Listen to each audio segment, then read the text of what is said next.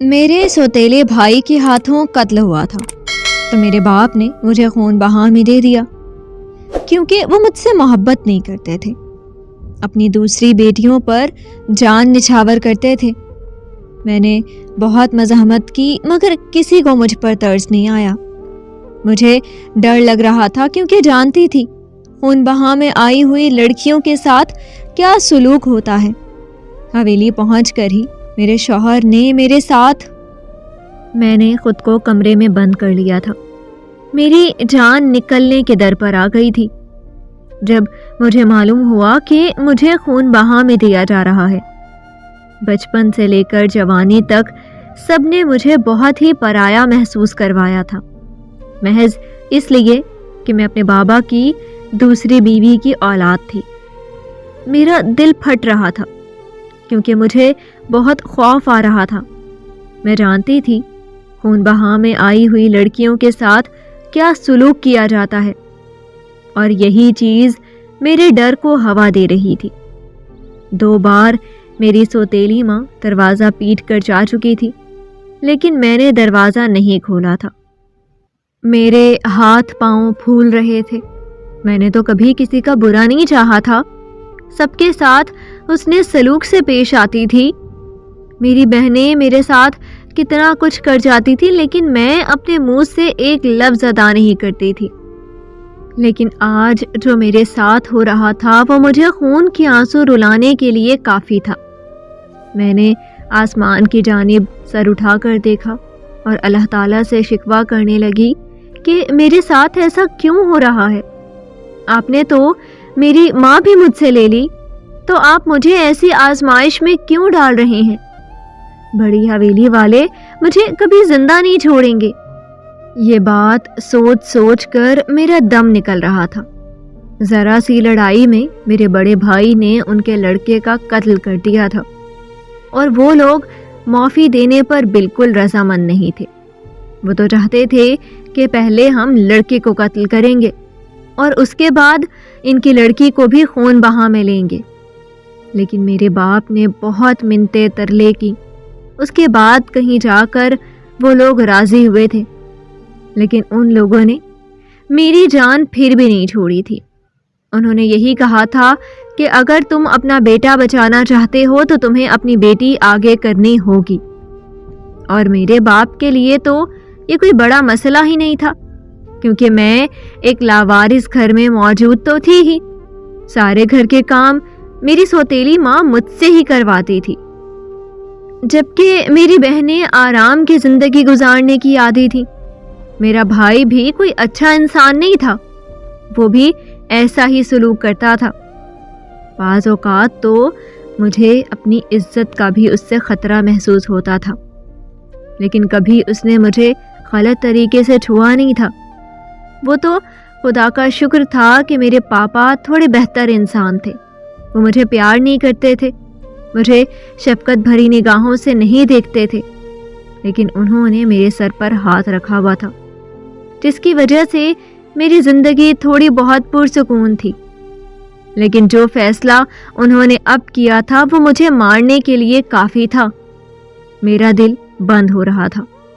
میں جانتی تھی کسی بھی وقت میرا کمرہ توڑ دیا جائے گا اور مجھے زبردستی باہر نکال کر پنچایت کے سامنے پیش کیا جائے گا تاکہ میرا نکاح بڑی حویلی کے کسی بھی سپوت سے کیا جائے، اور یہی چیز میرا دم نکالنے کے لیے کافی تھی۔ کچھ دیر ہی گزری تھی کہ میری سوتیلی ماں اور ان کی بیٹیوں نے ایک بار پھر دروازے کو دھڑ دھڑا دیا تھا، جبکہ میں باتھ روم کے پاس کھڑی ہو گئی تھی۔ میرا دل بہت کچھ غلط ہونے کی علامت دے رہا تھا۔ اچانک ہی دروازہ توڑا جا رہا تھا اور مجھے اپنی روح پرواز ہوتی ہوئی محسوس ہو رہی تھی۔ مجھ میں اتنی جان باقی نہیں تھی کہ میں خود کو باتھ روم میں بند کر لوں، لیکن کہتے ہیں نا، جب انسان پر موت کا وقت آتا ہے تو وہ اپنی جان بچانے کی کوشش ایک بار ضرور کرتا ہے۔ میں نے بھی ہمت کی اور کھڑکی کے پاس آ گئی۔ ایک نگاہ میں نے اپنے کمرے کے دروازے پر ڈالی تھی جس کو توڑا جا رہا تھا، اور اس کے بعد کھڑکی سے نیچے جھانکا تھا۔ میں پہلی منزل پر رہتی تھی۔ اگر میں یہاں سے کودتی تو مجھے چوٹ لگنی ہی تھی، لیکن میں نے ہمت نہیں ہاری تھی، مجھے یہاں سے بھاگنا تھا۔ اور یہی سوچ کر جب میں نے چھلانگ لگائی تو میں سیدھا بڑی حویلی کے ملازموں کے قدموں میں گری تھی۔ تو وہ لوگ پہلے ہی میرے انتظار میں نیچے کھڑے ہوئے تھے۔ ایسا لگ رہا تھا جیسے ان کو میرے طریقے کے بارے میں پہلے ہی معلوم ہے۔ میں ان لوگوں کی گرفت سے آزاد ہو کر بھاگتی، اس سے پہلے ہی ایک موٹی عورت نے مجھے اپنے شکنجے میں جکڑ لیا تھا۔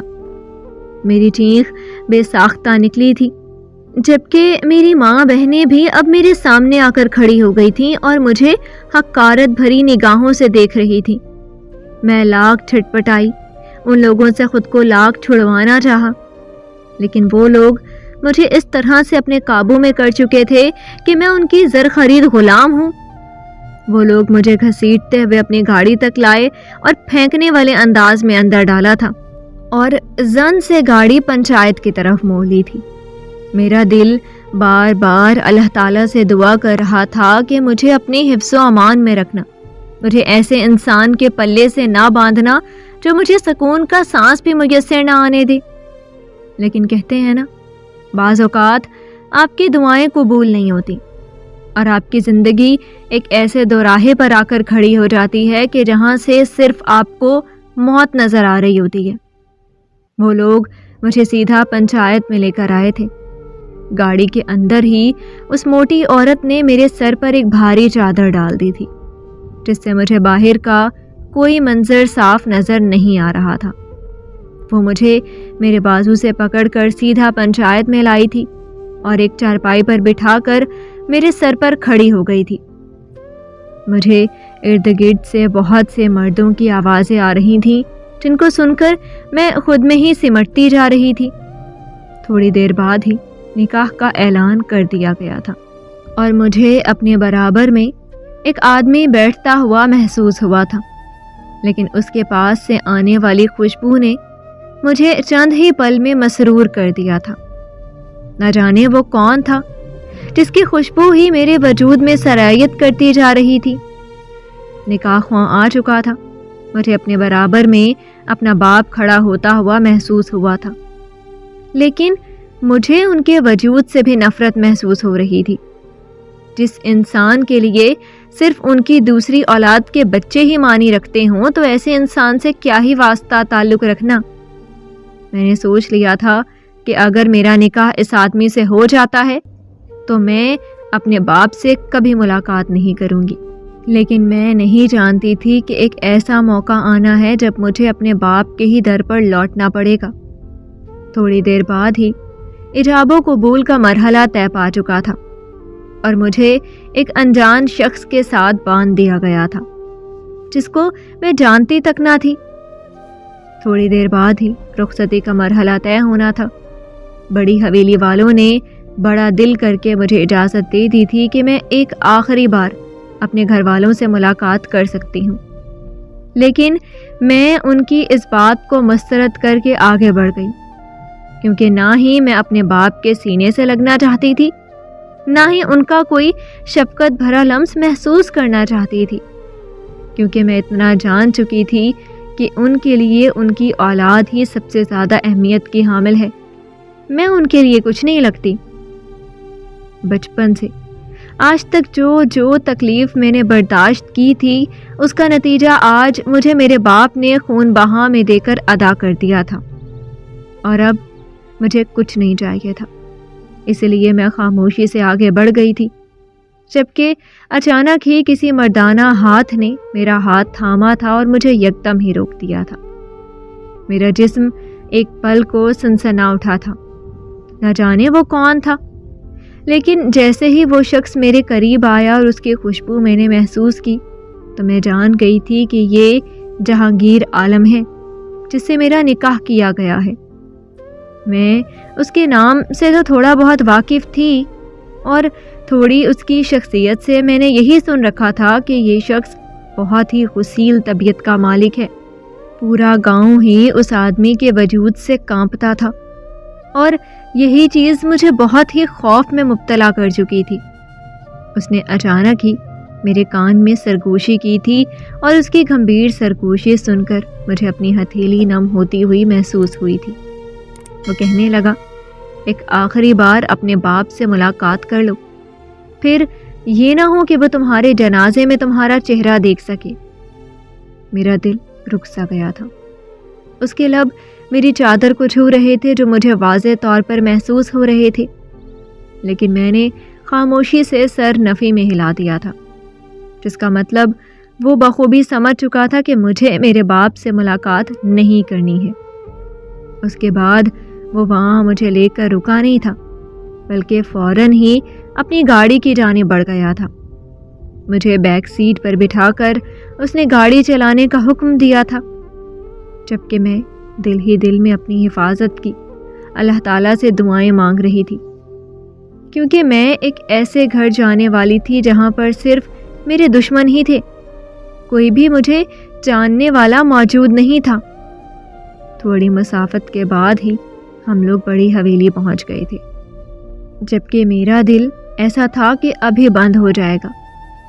وہاں پہنچتے ہی گاڑی کا دروازہ کسی نے زور سے کھولا تھا اور مجھے اپنی آہنی گرفت میں جکڑا تھا۔ نہ جانے وہ کون تھی، لیکن میں اتنا جان گئی تھی کہ جو بھی ہے وہ مجھ سے بے حد نفرت کرتی ہے۔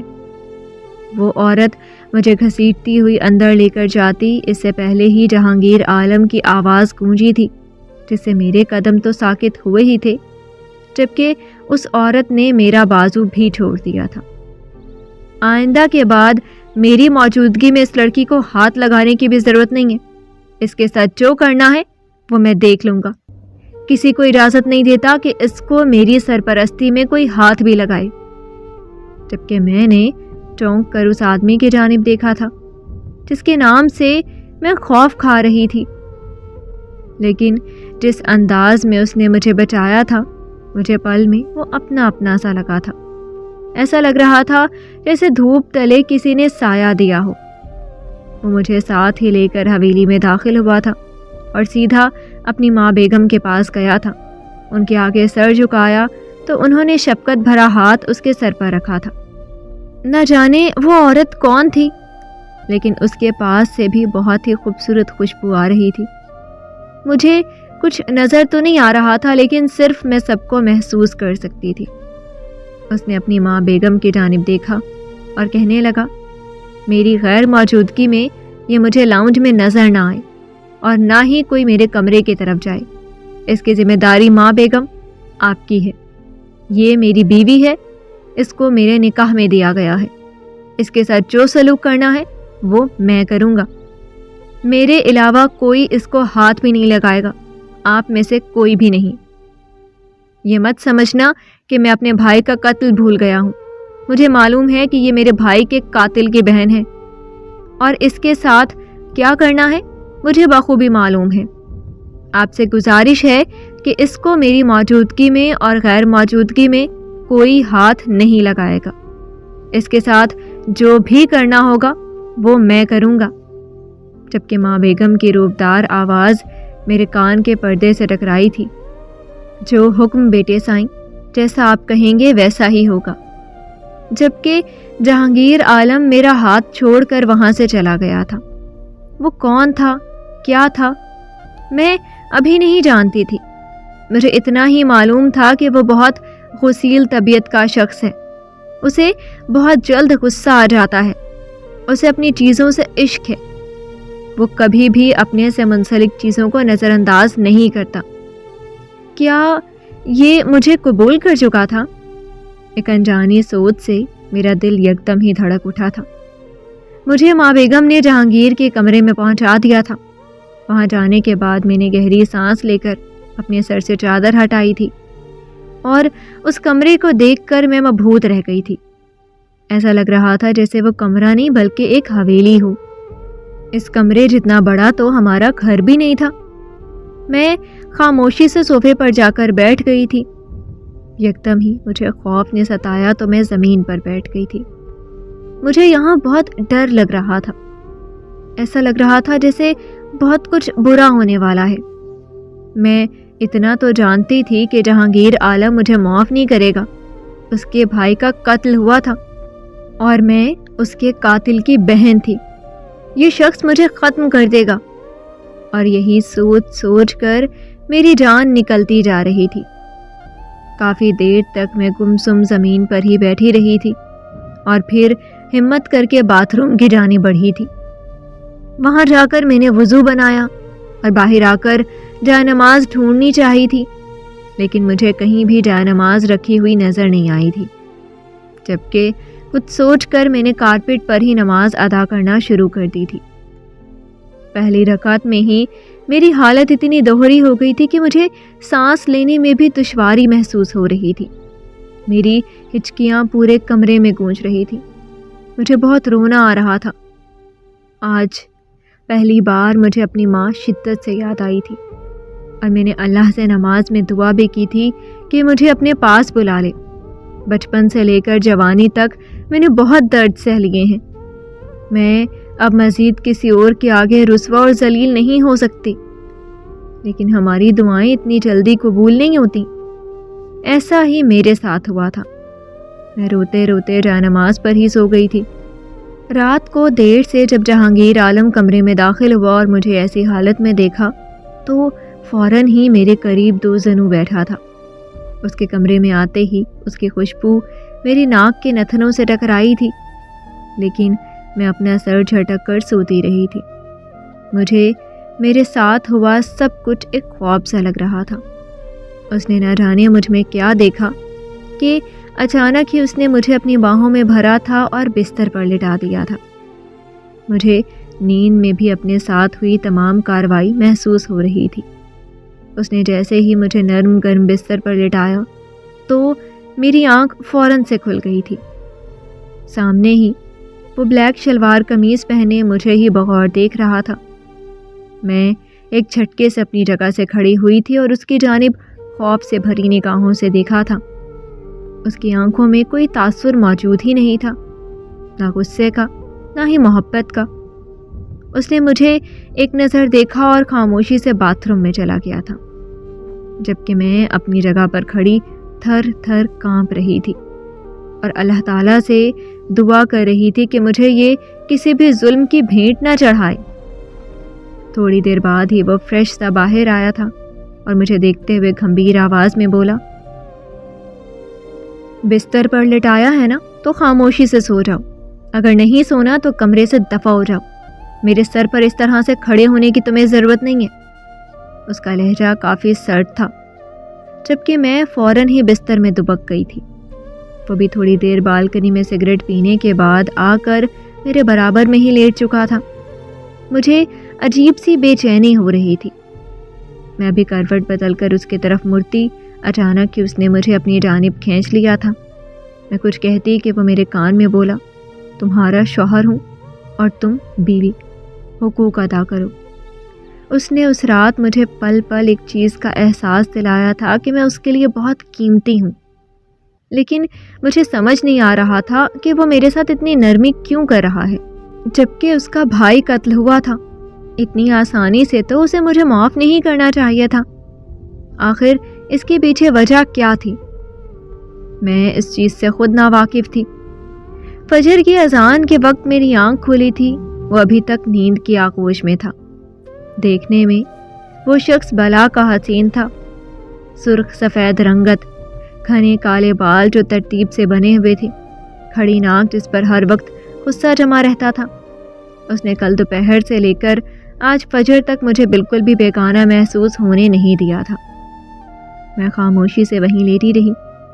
کچھ دیر گزرنے کے بعد ہلکی آواز میں بولی، فجر کا وقت ہو چکا ہے، مجھے نماز ادا کرنی ہے، جبکہ دھیرے دھیرے اب گرفت ہلکی ہو گئی تھی اور میں فوراً ہی بھاگ کر باتھ روم میں بند ہو چکی تھی۔ مجھے محسوس ہو رہا تھا کہ وہ ابھی باہر آ جائے گا۔ مجھے کچھ سمجھ نہیں آ رہا تھا کہ میں کیا کروں۔ اللہ تعالیٰ نے کیا مجھے اچھا ہمسفر دے دیا تھا یا پھر کوئی اور بات تھی؟ میں کچھ بھی مطلب اخذ نہیں کر پائی تھی۔ میں نے جلدی جلدی وضو بنایا اور باہر آ کر فجر ادا کی تھی اور رب تعالیٰ کے آگے سجدہ ریز ہو کر اس کا شکریہ ادا کرنے لگی تھی، اور اس سے ساتھ میں دعا بھی مانگی تھی کہ اس شخص کو میرا نصیب کر دو۔ جس طرح سے اس نے میرا ساتھ دیا ہے اس کو میرے لیے ایسا ہی کر دو۔ کافی دیر تک میں اللہ تعالیٰ سے دعائیں مانگتی رہی تھی۔ اس کے بعد میں وہیں زمین پر بیٹھ گئی تھی۔ مجھے خوف آ رہا تھا کہ اگر میں نے اپنی مرضی چلائی اور اس کے برابر میں جا کر دوبارہ لیٹ گئی تو نہ جانے وہ میرا کیا حشر کرے گا، لیکن میں تو اس بات سے ناواقف تھی کہ وہ میرا انتظار کر رہا ہے۔ اس نے اچانک ہی مڑ کر دیکھا تو میں گھٹنوں میں سر دیے بیٹھی ہوئی تھی۔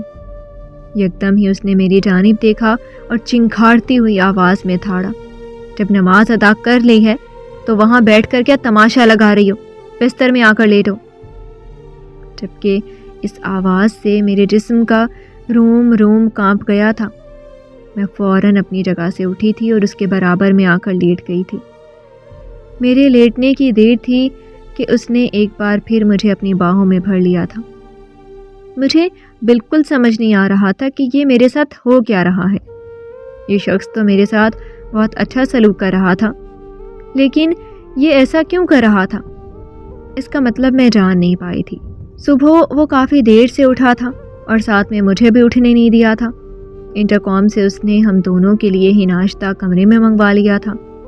میں نے تو ونی کے لیے یہی سنا تھا کہ وہ سارا دن کام کرتی ہے اور رات کو بس ایک وقت کھانا ملتا ہے،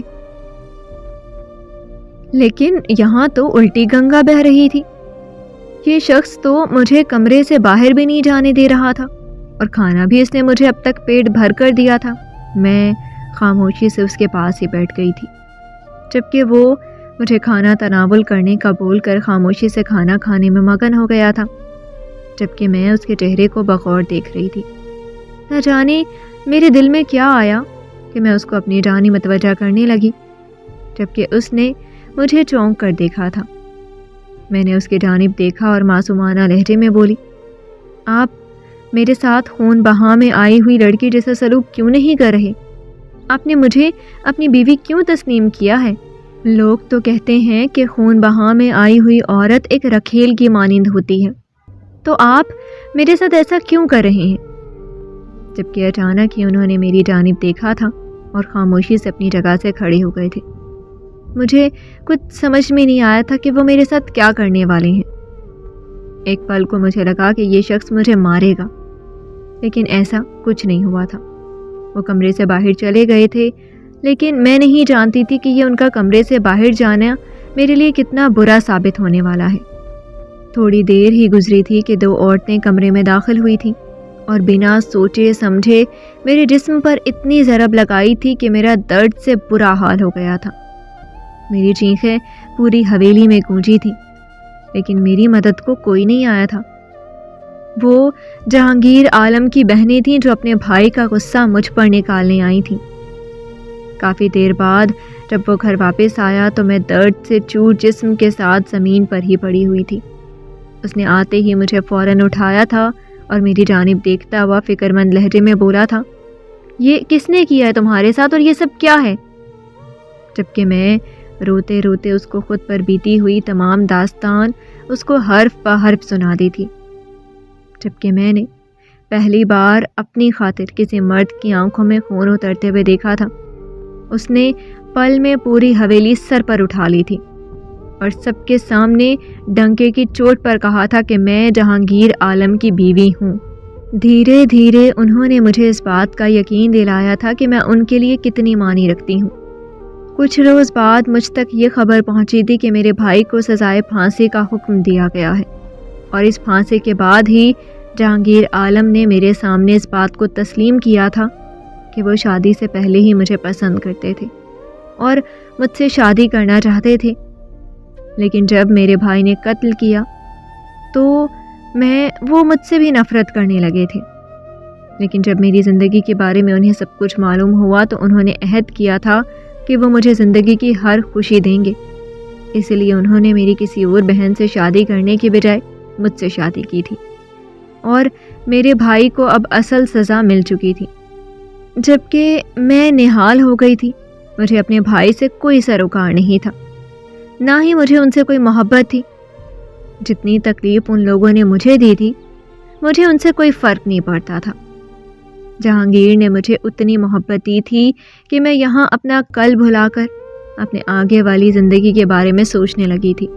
مجھے میرے صبر کا پھل اللہ تعالیٰ نے عطا کر دیا تھا۔ میری دعائیں اللہ تعالیٰ نے بعد کے لیے رکھ دی تھیں جو اب قبول ہو چکی تھیں۔